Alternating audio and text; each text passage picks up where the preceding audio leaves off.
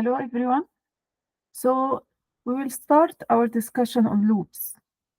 Loops are very important in programming as they allow us to repeat tasks. Uh, let's first begin by looking at the increment and decrement operators, plus plus and minus minus. These operators allow us to easily increase or decrease the value of a variable by one. For example, if we have a variable called count, and is initialized to 5, we can increment it by writing count plus plus, which makes count equal to 6. Similarly, for val or count minus minus, this will decrement the count to 4. So actually, here in the slide, val plus plus is equivalent and is a short form of val equal val plus 1. So it allows me to add 1 to the value.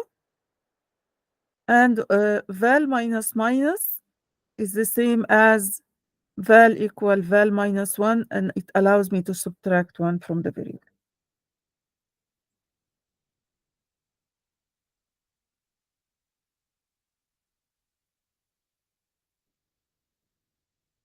So actually, plus plus and minus minus can be used in two ways. They can be used as a prefix before the variable, like we can say plus plus val or minus minus val, or they can be used as a postfix after the variable, like val plus plus or val minus minus. There is a difference between them. The difference is that in prefix form, the increment or decrement happens before the value is used in any expression. On the opposite, in postfix, the original value is used first before the operation.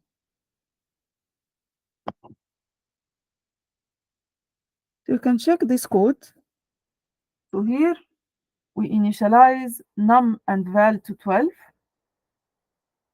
and then we output val using cout before and after the increment operator. So first one for val plus plus, it is a postfix operation. The original value 12 is output first before incrementing val to 13. But for the prefix operation, plus plus val is incremented to 14 first before being output. Same applies for the decrement.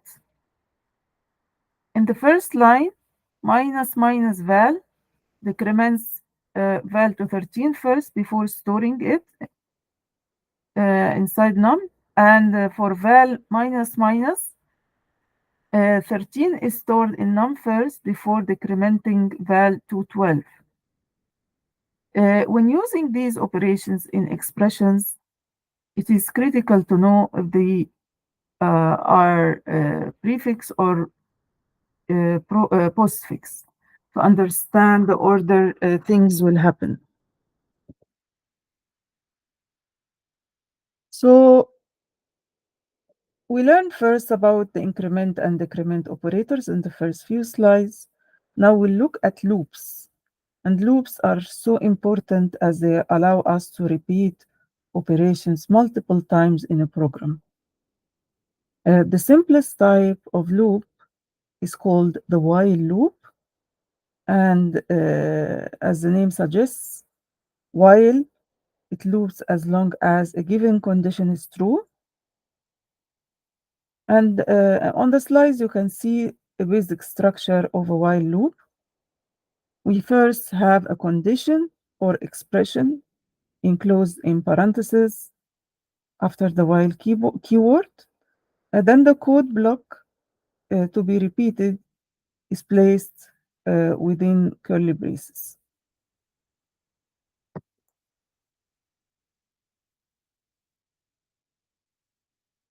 So the structure works like this. It first checks if the condition is true. If so, the code block is executed. Then it again checks the condition and repeats execution of the block indefinitely until the condition becomes false. So the condition given after the while is first evaluated. If it's true, the code block inside the curly braces will be executed. And after the block ends, control comes back and condition is checked again. If still true, block is executed again, and this repeats until condition becomes false. Once false, execution continues from the line after the loop.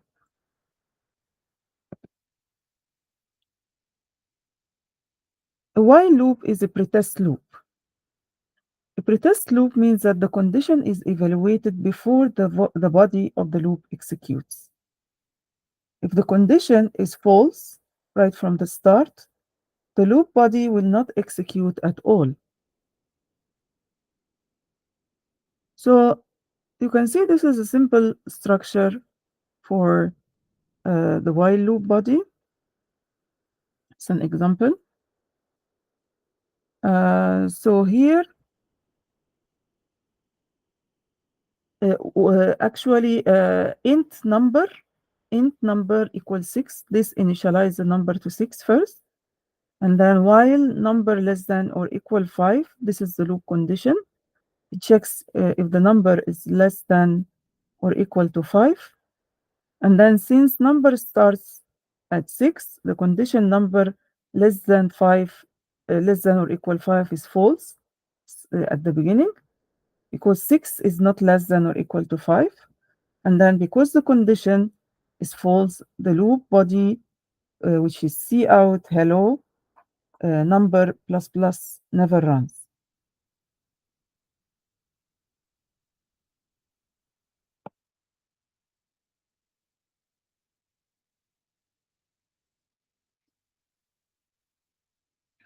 So watch out for infinite loops.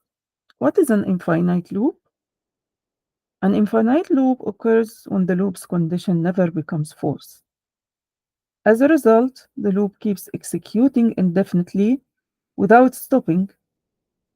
This typically happens when there is no code inside the loop, or there is nothing to modify the loop condition in a way that makes it false at some point.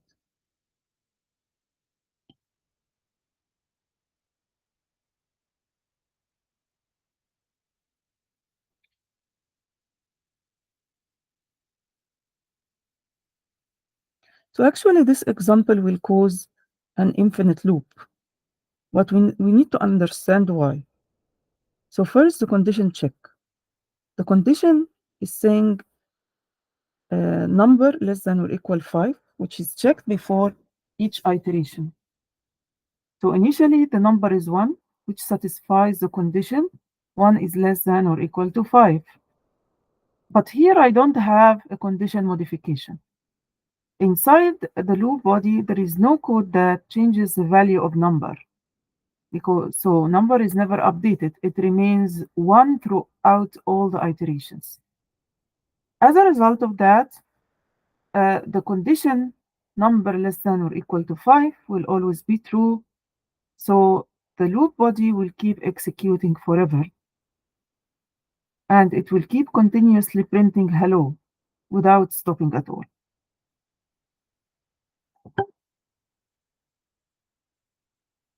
One very common use of while loops is for input validation from the user.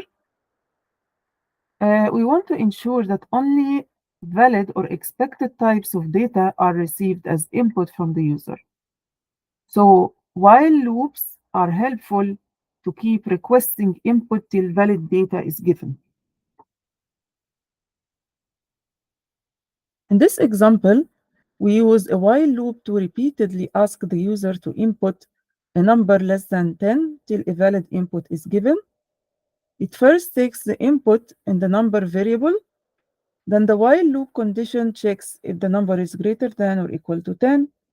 If so, it means the input was invalid and the user is prompted again for input. This continues till a valid input less than 10 is given, at which point the condition becomes false and we break out of the loop. So in this way, only validated data is accepted without any error. So far, we have seen while loops can be used to repeat tasks or validate input. Another very important use of loops is to control the number of iterations using a counter variable. A counter is simply a variable we define before the loop, and it increments and decrements within each iteration using operations like plus plus and minus minus. This helps to ensure that the loop runs an exact number of times as needed. So, for example, if you want a loop to run 10 times, we can initialize a counter to 0 and check if it is less than 10 and increment it after each iteration. This allows dynamic control using this counter variable. There is another type of loop called the do-while, which works in a different way. The structure of a do-while loop looks similar to a while loop, with one major difference. So as you see on the screen, this is the do-while loop structure. You have do and then some statements and then while and then the condition. So here the condition check happens after the loop body instead of before like the while loop. This means that even if the condition is initially false, the body will still execute at least once before checking the condition. So to understand the do while better, let's see the workflow. So the code or the code block or the body inside the curly braces executes first, then control goes to check the condition after do while. If the condition is true,